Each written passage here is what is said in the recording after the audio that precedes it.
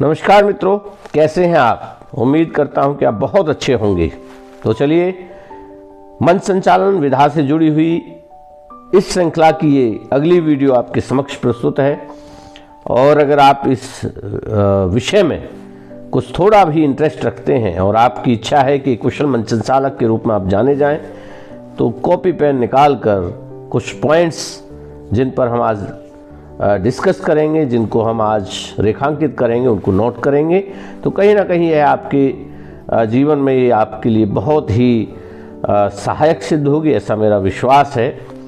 पिछली वीडियोस में हमने जाना कि मन संचालन आखिर है क्या, उसके बाद ये कितने प्रकार का हो सकता है, और इससे पूर्व विशेष रूप से पहनावा, उस पर हमें कैसे काम करना चाहिए। मैं आशा करता हूं कि आपको ये प्रयास बहुत अच्छा लग रहा होगा, और अगर अच्छा लग रहा है तो अपने कमेंट्स भेज करके हमें इस बारे में अवगत कराएं, और आप किस विषय पर या कौन सा मन संचालन का बिंदु है जहां आपको लगता है कि इसके विषय में बताया जाए, तो उस पर भी मैं प्रयास करूंगा, जैसा मैं जानता हूं थोड़ा बहुत, तो वो भी हमें लिख करके दें। और हमारे इस विचार मंथन पेज को आपका स्नेह मिले, ऐसी मेरी आशा है। इसको सब्सक्राइब करें, आप फॉलो करें और अपने मित्रों तक भेजें। मेरा प्रयास कि जो चीज़ें हम जानते हैं, थोड़ा बहुत जो हमने इस जीवन में जाना है अब तक, उसको आपके समक्ष प्रस्तुत कर सकूं। तो चलिए आज की इस वीडियो को प्रारंभ करते हैं। तो मित्रों, आज की इस वीडियो में हम कुछ बिंदुओं को उठाने वाले हैं, आप नोट करिएगा। पहला, इसमें हम बात करेंगे कि हमें कार्यक्रम प्रारंभ करने से पूर्व एक रूपरेखा अवश्य बना लेनी चाहिए, जिसको हम सीक्वेंस ऑफ प्रोग्राम भी कहते हैं। अगर वह आपके पास है, उसका बहुत महत्व होता है मित्रों। आप ये समझिए कि जैसे एक लगाम वाला घोड़ा होता है, तो उसको आप अपने हिसाब से चलाते हैं। अगर वह रूपरेखा आपके पास है, सीक्वेंस ऑफ प्रोग्राम आपके पास है, तो आपका कार्यक्रम सुचारू रूप से चलेगा। हाँ, उसमें कई बार परिवर्तन होते हैं, तो वो बीच में एक जो चतुर संचालक होता है वो पता भी नहीं चलने देता, और प्रोग्राम की चेंजिंग भी थोड़ी बहुत हो सकती है। तो उसका आप अगला बिंदु है हमारा कार्यक्रम की रूपरेखा, उसकी बना लेनी चाहिए ज़रूर। सबसे पहले यही एक कुशल संचालक का होता है कि उसको उसका पता होना चाहिए। तो जिन भी संस्थाओं के साथ आप कार्यक्रम कर रहे हैं, या जो भी संस्था आपसे कार्यक्रम करा रही है, जिसका भी संचालन आप करने वाले हैं, कैसा भी कार्यक्रम हो, धार्मिक हो, सामाजिक हो, विद्यालय हो, कॉलेज का हो, तो उसके जो भी प्रबंधक हैं जो उस कार्यक्रम को आयोजित कर रहे हैं, उनके साथ बैठ कर के पूरी रूपरेखा कार्यक्रम की हमें विधिवत बना लेनी चाहिए कि हम सर्वप्रथम किस तरह से प्रारंभ करेंगे, कौन कौन अतिथि होंगे, फूल माला किस तरह से उनको, मोमेंटो, शॉल, या कह सकते हैं कि उनके स्मृति चिन्ह किस तरह से कब कब किसको देना है। और मित्रों, कार्यक्रमों के बीच में कई बार बहुत सारे लोगों को सम्मानित भी करना होता है। प्रत्येक संस्था चाहती है कि हम जो कार्यक्रम कर रहे हैं वो ज़्यादा से ज़्यादा लोगों को उसका लाभ मिले, तो उसमें जो सम्मान पाने वाले लोग हैं उनका भी एक विवरण आपके पास होना चाहिए। और जैसा कि पिछली वीडियोस में हमने कहा कि जो आपसे सम्मानित हो रहे हैं लोग, या जो लोग आपके कार्यक्रम में आ रहे हैं, जो भी अतिथि, उनका थोड़ा सा तारीफ भरे लहजे में उनका कहीं ना कहीं हम अगर उनके विषय में बोलते हैं, तो निश्चित रूप से सबको सुखद होता है। और अगली बात करते हैं कि जो हमारे कार्यक्रम के विशेष अतिथि हैं, उनकी व्यक्तिगत जानकारी जो आपके पास होनी चाहिए। मान लीजिए कोई व्यक्ति आपके पास किसी स्कूल का, किसी संस्था का ओनर आपके पास आया है, या कहें कि एमएलए कोई आए हैं, एमपी कोई आए हैं, तो उनकी कुछ जानकारी, ये तो मोटे तौर पर हम जानते हैं कि वो हमारे क्षेत्र के विधायक हैं, या एमपी हैं, लेकिन उसके अलावा भी अपने सोर्स, आजकल मीडिया का समय है, फेसबुक से, इंटरनेट से बहुत सारी जानकारियां या उनके किन्हीं परिचित लोगों से बहुत सारी जानकारियां आपको मिल सकती हैं। कुछ बातें जो विशेष रूप से वहाँ इंगित की जा सकती हैं, जैसे मैं अपना एक अनुभव शेयर करना चाहूँगा आपके साथ कि मेरा एक कार्यक्रम था और उसमें उस क्षेत्र के विधायक आए हुए थे।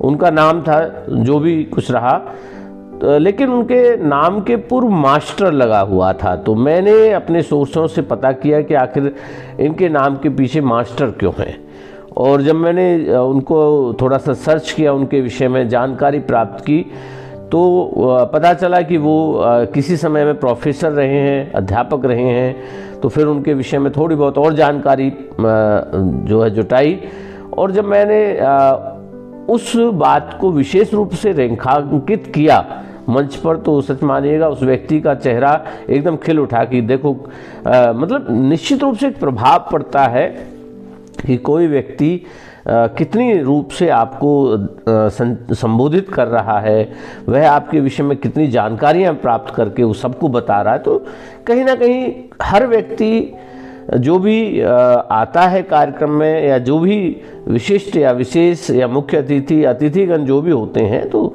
तारीफ सबको अच्छी लगती है। और तारीफ करना मैं समझता हूँ कोई ये नहीं है कि किसी का चमचागिरी करना होता है। बहुत सारे लोगों के अपने अपने मत हो सकते हैं। मेरा मानना है कि तारीफ करना एक गुण है, एक कला है, और वो अगर आपके पास है तो आप अपने क्षेत्र में उन्नति करेंगे, इसमें कोई दो राय नहीं है। अब उसको बहुत सारे लोग चमचागिरी कह देते हैं, बहुत सारे लोग और नामों से पुकार देते हैं, लेकिन ऐसा कुछ नहीं है। एक संचालक का दायित्व है कि संस्था के कार्यक्रम में वो लोग आए हैं तो उनका मान सम्मान पूरी तरह से होना चाहिए।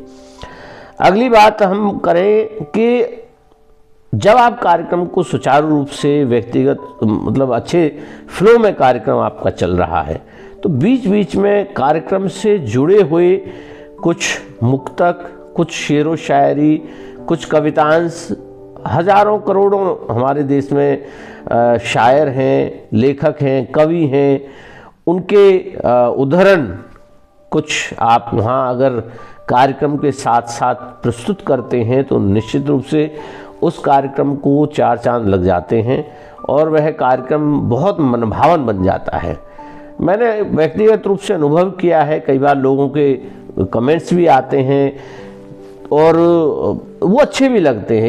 एक संचालक जो होता है उसके लिए भी उत्साह, प्रोत्साहन की आवश्यकता होती है। जब लोग आपसे कार्यक्रम उपरांत आपसे बातें करते हैं या आपके विषय में अपनी राय कुछ रखते हैं, चाहे वो प्रत्यक्ष हो या परोक्ष हो, कोई आपका मित्र, कोई आपका साथी, ये कोई बताता है कि इस तरह से कहा जा रहा था, तो बड़ा अच्छा सा लगता है और कहीं लगता है कि अभी हमारी जो मेहनत थी वो जो है सफल हुई। जैसे कई बार बहुत अच्छे अच्छे हमारे शायर हुए हैं, डॉक्टर कुंवर बेचैन जी हमारे वरिष्ठ शायर हुए हैं, उन्होंने श्रोताओं को जोड़ने के लिए बहुत अच्छी 4 पंक्तियाँ कहीं, आप सब जानते होंगे, नहीं जानते तो नोट कर लीजिएगा कि पूरी धरा भी साथ दे तो और बात है, पर तू जरा भी साथ दे तो और बात है।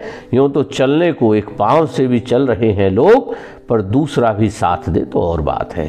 तो इस तरह से कार्यक्रम से लोग जुड़ते हैं और कुछ व्यक्तिगत टिप्पणियाँ या सामाजिक जो स्तर पर जो माहौल चल रहा होता है उसके लिए भी आप कुछ अच्छी कोटेशंस, कुछ टिप्पणियाँ रखें अपने साथ। आपके पास कलेक्शन बहुत अच्छा होना चाहिए, बहुत सारा कलेक्शन आपके दिमाग में होना चाहिए, बहुत सारा कलेक्शन आपकी डायरी में होना चाहिए, और निश्चित रूप से देखिएगा आप इसका बहुत सकारात्मक प्रभाव। मैं तो ये कहता हूँ कि अक्सर जब मैं बच्चों को, जो खासकर विद्यालय स्तर के जो हमारे बच्चे हैं, जब उनको सिखा रहा होता हूँ मैं, तो मैं उनसे एक बात कहता हूँ, जो संचालक होता है कार्यक्रम का वो जादूगर होता है। वह अपने शब्दों से, अपनी मुक्तकों से, अपनी कविताओं से, अपने लहजे से, अपने स्वरों के उतार चढ़ाव से उस पूरे कार्यक्रम में एक जादू बिखेरता है और सभी उस जादू से सराबोर हो जाते हैं और सभी आनंद की लहरों में तालियां बजाते हैं, हंसते हैं, खिलखिलाते हैं और मतलब आपके पास मतलब जो माँ सरस्वती का वरदान है उसको पूरा प्रयोग करना चाहिए, जितना भी हो सके बहुत अच्छी तरह से, खुले निर्भीकता से, निडरता से। और एक सबसे बड़ी बात मैं यहाँ इस आज की श्रृंखला में कहना चाहूँगा कि जिस संचालक को, ये नोट करिएगा, कि जिस संचालक को कार्यक्रम में अपनी जिम्मेदारी का एहसास नहीं है वह संचालक कभी सफल नहीं हो सकता। ये मानिएगा मित्रों, किसी व्यक्ति ने, संस्था ने आपके ऊपर, आपके कंधों पर पूरे कार्यक्रम का बोझ, पूरा भार आपके कंधों पर छोड़ दिया है, तो आपका भी पूरा दायित्व है कि आप मन प्राण वचन से उस कार्यक्रम के लिए तैयारी करें, पूरी तैयारी करें।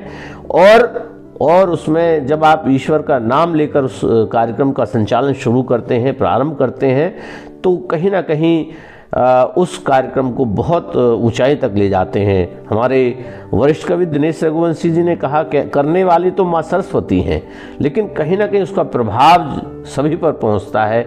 माँ वाणी आपके कंठ पर विराजती हैं तो आप कार्यक्रम को बहुत ऊंचाई तक ले जाते हैं। वो कहते हैं कि न जाने कब कहाँ कैसे वो भावों को जगाती है, वही शब्दों के सुमन खुद ही खिलाती है। भला इंसान की औकात क्या है, वो लिखे कुछ भी, वही गीता रचाती है, वही मानस रचाती है। और व्यक्तिगत संबंधों की आजकल जैसे बात चल रही है, तो एक मुक्तक मुझे अपना ध्यान आता है कि दिलों में नफरतों की वो यहाँ दीवार रखते हैं, दिलों में नफरतों की वो यहाँ दीवार रखते हैं, सदा ही प्यार में भी वो यहाँ व्यापार रखते हैं।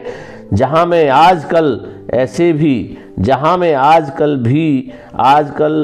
अधिकतर लोग दिखते हैं, जहाँ में आजकल ऐसे भी लबों से मुस्कुराते हैं, दिलों में खार रखते हैं। तो इस तरह से बहुत सारी श्रृंखलाएं हो सकती हैं, बहुत सारे मुक्तक हो सकते हैं, चुटकुले हो सकते हैं। चुटकुला बहुत अच्छा काम करता है कई बार। और एक जो संचालक होता है ना, उसको पॉइंट्स को पकड़ने वाला होना चाहिए। वो कहते हैं ना, वैसे भाव जो उस समय, उद्वेग जो पैदा होते हैं, कार्यक्रम के हिसाब से भी कई बार भाव बनते हैं। देशभक्ति का कार्यक्रम है तो उसी तरह के मुक्तक आपके पास हों, कोई छोटे बच्चों का कार्यक्रम है तो छोटे बच्चों से जुड़े हुए मुक्तक, शेर व शायरी, कविता या कोई छोटी छोटी बातें आपके पास हों, है ना, तो बहुत सारी बातें आपके पास होंगी।